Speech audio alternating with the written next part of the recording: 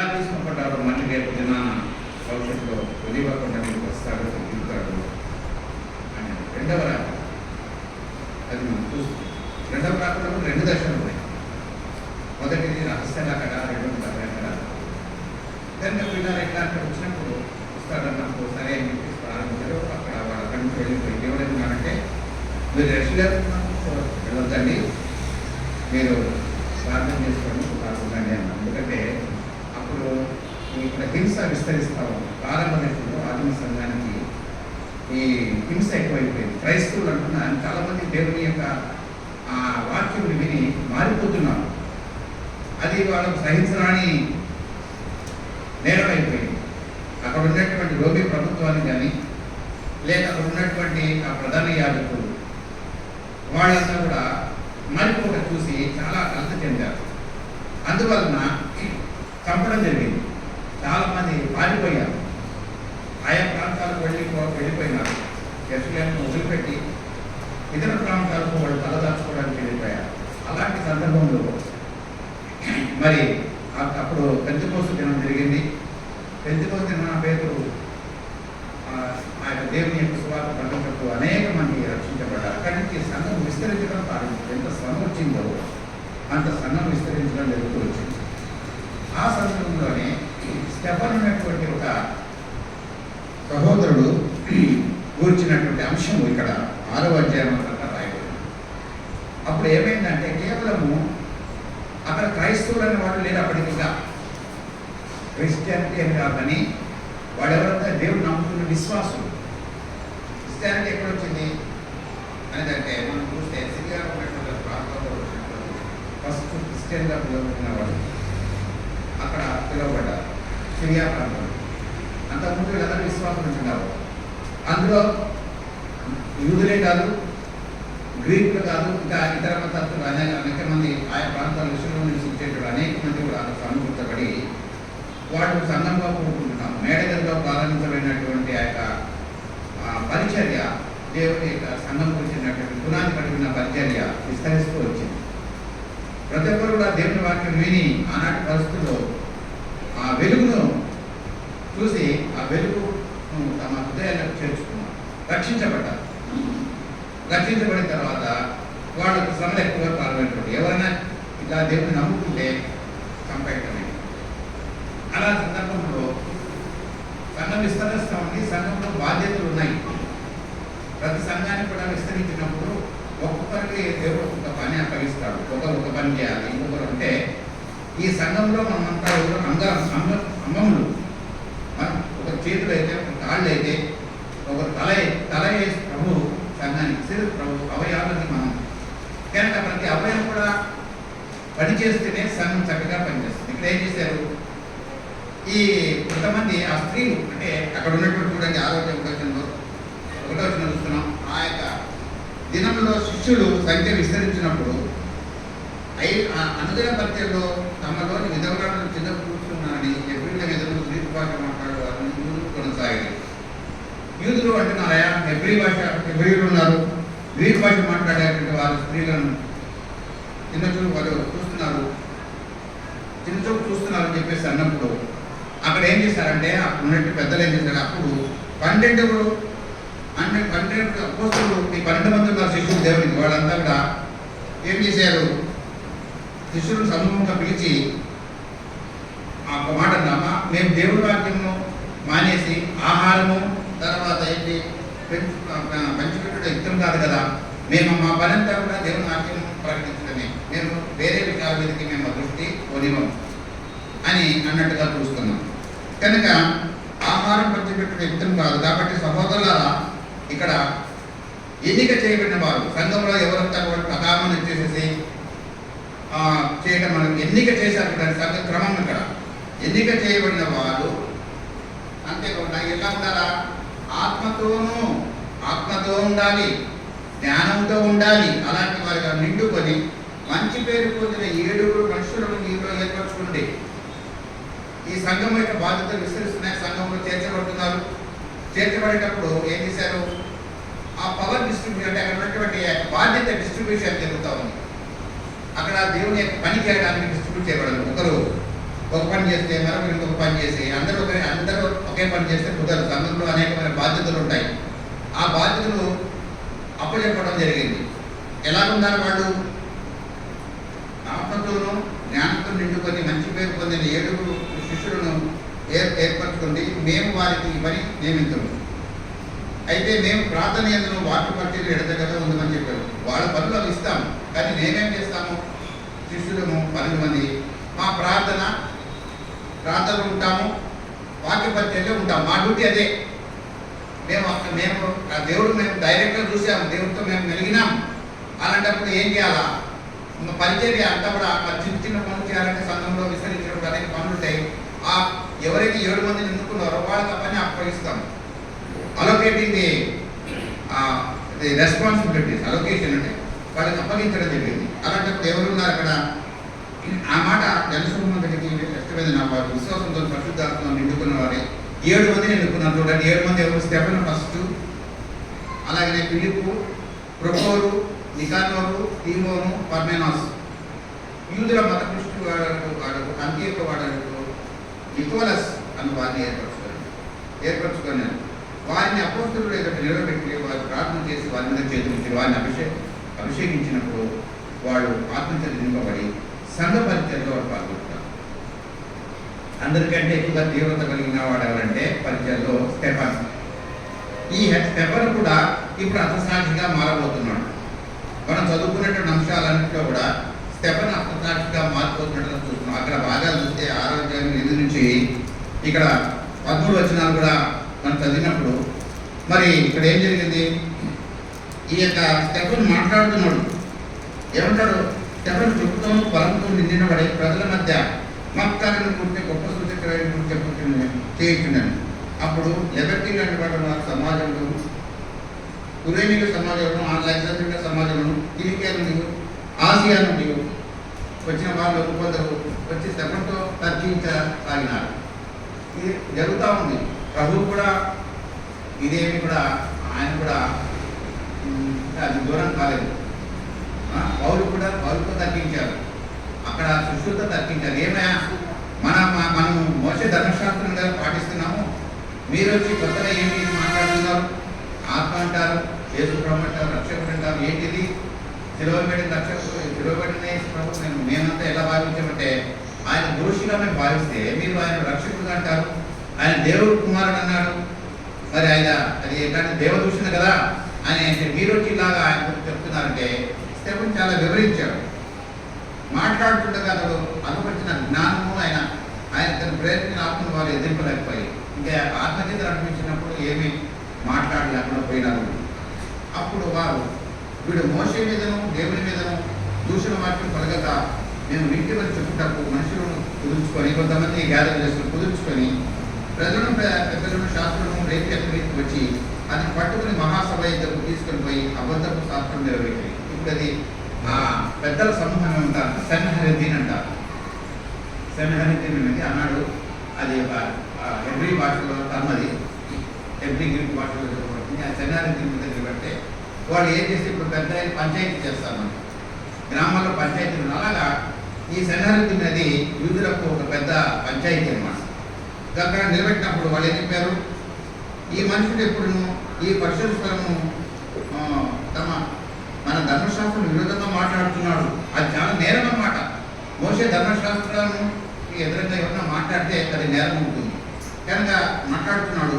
ఈ నజరేయుడైన యేసు ఈ చోటును పాడు చేసి మోసే మనకి ఇచ్చిన ఆచారాలను మార్చునని వీడు చెప్పగా మేము వింటున్నాను. కాబట్టి దేవుడు ఏమన్నా ధర్మశాస్త్రం నెరవేర్చడానికి వచ్చినాను, కానీ అయితే నేను వచ్చిన తర్వాత డైరెక్టర్ నడిచిన తర్వాత నేనే మీకు రక్షకుడుగా ఉంటున్నాను. ఆనాడు పాత్ర మందులో చెప్పడానికి నియమం ప్రధాన యాజకుడు వెళ్ళి పాపంలో కొరకు తన పాపంలో కొరకు ఆ యొక్క అతి పరిశుద్ధంలో ప్రవేశించి బలియర్పణ చేయడం కాదు, కానీ నేను యేసు ప్రభు నేనే అన్నాడు అని చెప్పి దేవుడిని గురించినటువంటి ఆ సువార్త ప్రకటించింది. యేసు ప్రభు ఎవరో క్లియర్గా చెప్తున్నాడు, అది వాళ్ళు వినడం లేదు.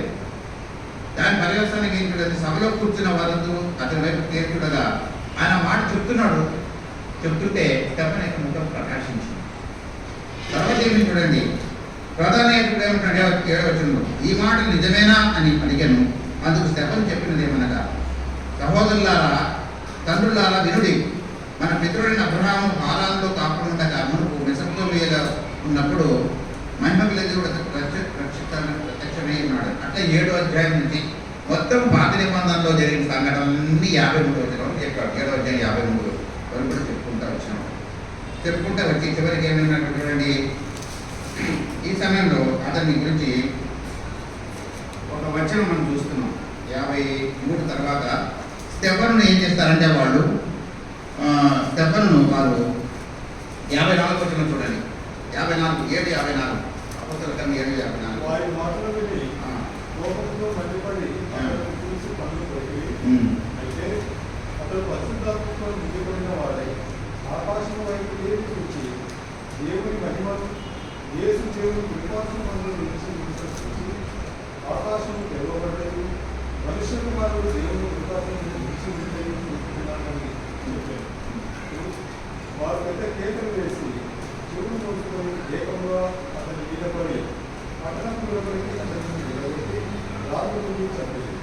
సాక్షులు సౌలు అనుకుంటారు ఎవరిని పాదాల యొక్క తమ వస్త్రంలో పెట్టి ప్రభువుల గురించి మొదలుపెడుతూ యేసు ప్రభువ నా పాత్రను చేసుకున్నామని వచ్చినగా వారు అతని రాళ్ళతో పెట్టింది.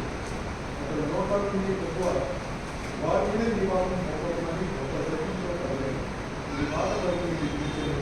సౌలు చూడండి, ఇక్కడ సౌలు కూడా ఎంటర్. అంటే వాస్తవానికి సౌలుగా మారడానికి ముందు స్టెఫను యొక్క మరణాన్ని కూడా అసలు అంగీకరించినాడు. ఎందుకంటే అతనే దమస్కు పట్టణానికి పోతున్నాడు జరగడానికి. దేవుడు దర్శిస్తాడు. అది మనం సౌలుకి చూస్తాం. అదే అంతకుముందు స్టెఫను చంపడంలో కూడా చంపినప్పుడు ఇతను కూడా ప్రధానమైన వ్యక్తిగా అప్పుడు ఉన్నాడు. ఆనాడు డ్యూటీ ఏమిటంటే ఇతనికి నమ్ముకున్నటువంటి దేవుని బిడ్డలు తీసుకురావడం, వాళ్ళని హింసించడం చేస్తున్నాడు. అందుకని సంఘాన్ని హింసించిన వాడు ఉంటున్నాడు పౌలు మొదట. సో కొత్త నిబంధనలో మొదటి గంట సాక్షిగా రికార్డ్ చేయబడిన వాడు క్లియర్గా ఇంత అన్ని వచనాలు రాయబడ్డాయంటే అతని సాక్ష్యం గొప్పది. ఆనాడు చంపుతారనే భయం కానీ, తర్వాత నా కుటుంబం సంగతి కానీ, లేకపోతే నా పిల్లల సంగతి ఏమి చెప్పి ఆలోచన చేయలేదు. వాడు ఆయన ధైర్యంగా ఎవరైతే ప్రభుత్వంతో మరణించినారో అతిసాక్షులుగా ఉన్నారో ధైర్యంగా సూటిగా దేవుని గుర్తినటువంటి సాక్ష్యం పలికినారు. కనుక హేబేలు కూడా అతని సాక్షి. దేవునికి వరకు ఆయన జీవించాడు, అతను చంపబడ్డాడు పైన. అలాగే ఎంతో మంది పాత నిబంధనలు పేపర్ చేసుకుంటే చాలా మంది ఉన్నారు. కొత్త నిబంధనలోకి వస్తే మొదటి సాక్షిగా చూసిన వాళ్ళు అంటే ఇక్కడ ఉన్నట్టు స్టెఫను. ఇలాగ స్టెఫను ఆదిమ సంఘంలో ఒక ప్రధానమైన సాక్షి. తర్వాత ఎంతో మంది లెక్కలేనంత మంది ఉన్నారు. వాళ్ళు ఎలా చంపబడ్డారంటే మామూలుగా చంపబడ్డారు. వాళ్ళు కొంతమంది ఏం చేశారంటే చంపబడిన వాళ్ళు టార్చర్ చేయబడ్డారు. చాలా భయంకరమైనటువంటి మరణానికి వాళ్ళు పాల్గొని చేశారు. కొంతమందిని సిలువ వేశారు. అంతేగాదు కొంతమంది చంపారు, అంటే కాల్చి చంపారు. కట్టె మీద పెట్టి కాల్చినారు. ఇంకో కొంతమందిని రాళ్ళు వేసి చంపారు. ఇంకా కొంతమంది రకరకాల టార్చర్ చేశారు. కొంతమంది చర్మంలో పెట్టేసి చుట్టేశారు. ఎండిపోయిన చర్మంలో చుట్టేశారు. కొంతమంది మనకు ఇక్కడ ఉన్నటువంటి బాప్తిస్మం ఇచ్చి లేకపోతే మనం యోహాను పద్మాసనం పడిపోయినప్పుడు అతనిని కాల్చిన తర్వాత నూనెలో మరిగించిన తర్వాత ఆ దీపంలో ఎవరు లేకుండా ఒక్కరు కూడా లేరు, ఒక మనిషి లేడు. తీసుకుపోయి ఇసుకలో పడేస్తాం పద్మాస దీపంలో. అప్పుడే ప్రకటన గ్రంథం రాశాడు. కనుక ఇంత భయంకరమైనటువంటి శ్రమ హింసను మన యొక్క ఆదిమ సంఘంలో ఉండేటువంటి మా దేవుని బిడ్డల విశ్వాసులు భరించారు. వారి యొక్క త్యాగ ఫలితంగా అంతేకాకుండా అందరికంటే మన ప్రభుని యేసుక్రీస్తు వారు మన పాపంలోకి తన ప్రాణాన్ని ఏ పాపం చేయలేఆయన. వీళ్ళందరూ మనుషులు, కానీ దేవుడు యేసు ప్రభు ఏ పాపం చేయకపోయినా అన్యాయమైన తీర్పును పొంది ఆయన శిలువ మరణానికి అర్పించబడ్డాడు. ఆయన మానసికంగా వేధించబడ్డాడు. అంతేకాకుండా శారీరకంగా ఒక శాపగ్రస్తమైన మాను మీద శిలువమాను మీద ఆయన తన ప్రాణాన్ని పొందినవాడు. ఎందు నిమిత్తము మన పాపముల నుండి మనం రక్షిస్తాడు. కనుక దేవుడు ఏమన్నాడే, ఎవడైనా ఎవడు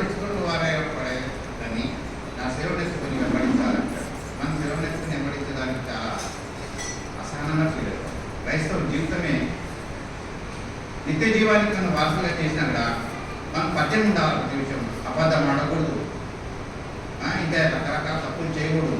అదంతా కూడా మనకు శిల్వ విధంగా చెప్పాలి మానసికంగా. కానీ దేవుడు అలాగే మనకు మాదిరిగా ముందుకు వెళ్ళాడు. ఆయన మనకు రక్షణకు వచ్చిన రక్షకుడు. మనం చూసినటువంటి ఒక ఆరాధనలో చూసిన 5 అంశాల కొరకు ఆయన ఉన్నాడు. వీళ్ళంతా కూడా ప్రభు కొరకు ఇచ్చినటువంటి సాక్షులు. వాళ్ళు మొదటి వాడుగా మనం పాత నిబంధనలో స్టెఫెను చూసాము. రెండవ వాడు ఇక్కడ కొత్త నిబంధనలో ఒకరు రావడానికి వాడు ఎవరంటే ఎవరు స్టెఫెను. ఇంకొక వ్యక్తిని చూస్తాం చూడండి. ప్రకటన గ్రంథం 2వ అధ్యాయం 13వ వచనంలో అక్కడ దేవుడు సాక్ష్యం ఇస్తున్నాడు. ప్రకటన గ్రంథం 2వ ఇస్తున్నాను. ప్రకటన గ్రంథం 2:13 మాట్లాడారు. సాతాను సింహాసనమున్న స్థలంలో మీరు పాపం ఉండవలసిన దేవుడు మరియు సాతాను రాబడిన ఆత్మలలో ఆయనకు విశ్వాసలే ఉంది. నన్ను గురించి సాక్షి అయిన అంతిమనే వారు మీ దగ్గరికి చెప్పబడిన దేవుడు నీవు నా నామంలో గట్టిగా చెప్పి నా యొక్క విశ్వాసంలో విశ్వాసించలేదని ఇక్కడ 13వ వచనంలో అంతిమయాన్ని ఒక గురించి దేవుడు ప్రకటన గ్రంథంలో వాయిస్తున్నాడు. అది ఆయన దేవుడు యోహానికి ఇచ్చిన దర్శనంలో పెద్దమ సంఘాన్ని గురించి రాసినప్పుడు అక్కడ మట్టిలో మాణిక్యం ఉన్నట్టు ఆ పెద్దమ సంఘము సైతాను సింహాసనం అక్కడ ఇతను ఉన్నాడు. ఎవరు? అంతిపయ. ఫస్ట్ అక్కడ బిషప్ అన్నమాట. దాన్ని బిషప్ అంటారు. అప్పటికి కొంచెం చర్చ ఎస్టాబ్లిష్ అయింది. బిషప్గా ఆయన ఉన్నాడు. అలా ఉన్నప్పుడు ఆయన చంపడం జరిగింది. మనము హతసాక్షుల చరిత్ర తీసుకుంటే గూగుల్లో సెర్చ్ చేయండి. హతసాక్షులు దేవుడి వరకు మరణించిన హతసాక్షులు అంటే మీకు కావాల్సిన ఇన్ఫర్మేషన్ ఇస్తుంది. మార్టీర్స్ అని ఇంగ్లీష్లో MARTYR మార్టీర్ అంటారు. కనుక మన జీవితంలో వీరందరూ మనకు మాదిరి కాదు. అంటే మ్యాక్సిమం దేవుని దగ్గరికి సమీపించి నివసించే వాళ్ళలో ఫస్ట్ ఉండేవాళ్ళు హతసాక్షులు. విశ్వాస పరిణామం బట్టి మన యొక్క జీవితం యొక్కలో ఉండేటువంటి ఆ యొక్క విలువలను బట్టి first rank, second rank, third rank అని ఎలా స్కూల్లో ఇస్తారో అలానే ఫస్ట్ ర్యాంకులో ఉండేవాళ్ళు ఎవరంటే హతసాక్షులు. దేవుని కొరకు తమ ప్రాణాలు సహితం లెక్క చేయకుండా, కుటుంబాలను లెక్క చేయకుండా వారు దేవుని కొరకు నిలబడి సాక్షులుగా ఉండి ఆయన కొరకు హతసాక్షులైన వాళ్ళు. కనుక ఈనాడు మనం గమనించినటువంటి అంశం అనగా హతసాక్షులు. ఈనాడు మన సంఘంలో ఈ చివరి సంవత్సరంలో చివరి దినాల్లో మనం అంతేకాకుండా ఇంకొక హతసాక్షి కూడా మనము గ్రామ్ స్టైన్స్, ఆస్ట్రేలియా వాడైనటువంటి గ్రామ్ స్టైన్స్ అనే అతడు ఒరిస్సాలో ఆయన భార్య, ఆయన కూడా పిల్లలు, ఆయన భార్య ఉన్నది కానీ పిల్లలు ఇద్దరు ఆయన కారులో ప్రవేశించారు. అక్కడ ఉన్నటువంటి కొంతమంది మొత్తం నిప్పు పెట్టారు కారుకి. అది లేటెస్ట్. ఇంకా ఎంతో మంది ఉన్నారు. మామూలుగా నాకు కొంత ఇన్ఫర్మేషన్ వస్తూ ఉంటుంది. ఏదేంటంటే దాని ఏంటంటే పర్సిక్యూషన్ రిలీఫ్ అనేది ప్రతిరోజు ఒక మ్యాప్ పొందుతుంటారు. ఎక్కడ అరెస్ట్ చేయబడ్డారు, నార్త్ ఇండియాలో ఇక్కడ బెయిల్ లేకుండా వాళ్ళు బంధించబడ్డారు. ఏం బాగా పడాల్సింది కావాలి ఏంటి? ప్రభు కొరకు సువార్త ప్రకటిస్తుంటే ఇక్కడ ఉండేటువంటి కొంతమంది వ్యతిరేకులు వాళ్ళని బెయిల్ కేసు పెట్టడం, బెయిల్ పడాలి. 2 సంవత్సరాలు, 3 సంవత్సరాలు, 4 సంవత్సరాలు బెయిల్ లేకపోతే ఉన్నారు. అలాంటిది ఒక వ్యవస్థ ఉండి వాళ్ళు ఇన్ఫర్మేషన్ పొందుతాడు. వాళ్ళ రాష్ట్రంలో ఇలా జరిగింది, ఆ సేవకుడు పాటించండి, ఇక్కడ ఇట్లా జరిగింది, అక్కడ ఇట్లా జరిగిందని మనం పంపుతా ఉంటాం. కనుక మనం ప్రార్థనలు కూడా గుర్తుపెట్టుకుంటాం, కాన్ఫరెన్స్ కూడా గుర్తుపెట్టుకుంటాం. కనుక మీరు కూడా ఇలాంటి హతసాక్షుల గురించి ప్రార్థన చేయడానికి ఎంతో దేవుని యొక్క ఆశీర్వాదాలు ఉంటాయి, శ్రేయస్కరం. కేవలం మన వ్యక్తిగత జీవితంలో మనకున్న అవసరాలను బట్టి కాదు, కానీ మనం ఇలాంటి వాటి గురించి కూడా ప్రార్థన చేయాలి. దేవుని సంఘాల గురించి ప్రార్థన చేయాలి, మన కుటుంబాల గురించి ప్రార్థన చేయాలి, మన వ్యక్తిగత జీవితాల గురించి ప్రార్థన చేసుకోవాలి. మరి అంతేకాకుండా అత్యధికమైనటువంటి ఆధిక్యత కలిగినటువంటి ఇట్లాంటి అంశాలు హతసాక్షుల గురించి, తర్వాత ఇస్రాయల్ గురించి, ఇస్రాయల్ జరుగుతున్న పరిణామాలు మనకు తెలుస్తుంది. 2వ కాలం సమీపంలో ఇవన్నీ జరుగుతుంది. వీటి గురించి కూడా మనం ప్రార్థన గురించి చేసుకోవాలి. కానీ పిల్లల హతసాక్షి అన్నది చాలా హైయెస్ట్ పీక్ అన్నమాట. ఒక విశ్వాస జీవితంలో చాలా ఉన్నతమైనటువంటి పరిస్థితి. దేవుని యొక్క ఆయన మెప్పు పొందడంలో నెంబర్ 1 అలా మంచి దాసుడా అని దేవుడు లేదు భుజం మీద తప్పదు.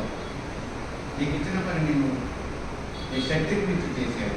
సో నువ్వు నా నమ్మకం కాబట్టి వారిని నేర్చుకో. అలాంటి మెప్పు కావాలి. అలాంటి బహుమానాల కొరకు బయట వాటిని మనం వెతకాల్సిన కానీ కింద భూలోకంలో మనం ఏది సంపాదించుకున్నామో దానికి అర్థమే. ఏది కూడా గాలి కొరకు ప్రయాసపడినట్టుగా ప్రయాసపడుతున్నారు ప్రసంగి గ్రంథంలో చెప్తారు. దాని కొరకు ప్రయాసపడడం మనం ఏదైతే శ్రేష్టమైనదో ఏదైతే ఉత్తమమైనదో దాని కొరకు విశ్వాసంగా ప్రయాసపడితే కనుక దానికి తగినట్టు ఫలితాన్ని దేవుడు మనం నిత్య జీవితంలో పంపిస్తాం. కానీ ఈ సమయంలో రక్షణ లేని వారు ఎవరికైతే రక్షించబడాలి, అలా రక్షించబడకపోతే కనుక దేవుని సన్నిధిలో కనుక నువ్వు ఇలాగే ఉండిపోయి జీవితాన్ని కాలిస్తే కనుక ఉన్నట్టుండి మరణిస్తే నరకానికి వెళ్తావు, నమ్ముకుంటే ప్రభు దగ్గరికి వెళ్తావు. ఇది వింటున్నవారు ఇక్కడే ఈరోజే క్షణంలోనే నిర్ణయం తీసుకొని సిద్ధపడతాను. బాప్తిసం తీసుకోకపోతే విశ్వసించిన వారు బాప్తిసం తీసుకోకపోతే బాప్తిసం తీసుకోవడానికి ఉంటారండి. రేపు నీది కాదు, రేపు రూపే లేదని మనం గ్రహించున్నాం. కనుక రూపు లేదు. ఈరోజు ఇంట్లో రేపు మనలో ఉన్నారు. అలాంటి సమయంలో మనం ఎలా జరగాలి? ఇప్పుడు రక్షించబడి ఇదిగో ఇప్పుడే పరదేశంలో ఉంటాము. దేవుడు ఇట్లా కనికరించాడు. ఆయన నువ్వు ఇన్ని రోజులు సీనియారిటీ లేదే, నువ్వు ఇన్ని రోజులు రక్షించడానికి అనుభవం లేదని అన్నాడు. నువ్వు రక్షించిన వెంటనే నిన్ను రక్షించిన వెంటనే దేవుడు పర్వతాన్ని తీసుకుంటాడు. కనుక అలాంటి రక్షణ లేని వారు రక్షించబడాలి. రక్షణ వాడు రక్షించబడిన ఆనందంలో ప్రభు కొరకు తన సాక్ష్యాన్ని తన రక్షణ కొనసాగించుకోవాలి. ఇంకా మ్యాక్సిమం అయితే ప్రభు ప్రాణం పెట్టడానికి సిద్ధపడితే దేవుని దగ్గర ఎంతో మెప్పు పొందడానికి దేవుడికి అవకాశం ఇస్తుంది. దేవుడి కొద్ది మాట